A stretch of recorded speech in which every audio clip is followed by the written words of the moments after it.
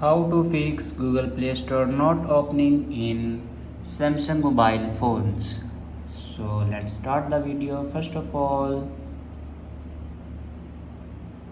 open settings.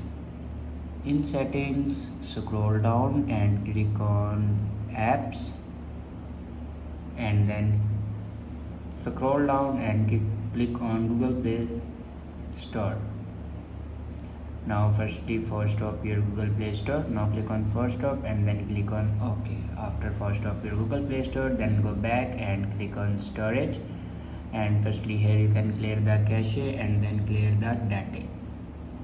After clear cache and data, then go back, and on top at corner you can see these three dots. Now click on it and then click on uninstall updates. After uninstall updates, your problem will be fixed. If it doesn't fix your problem, then go back and click on general management and click on date and time.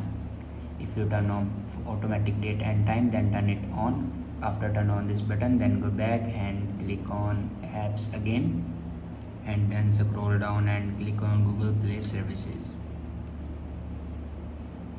Now click on storage and then clear the data of Google Play Services.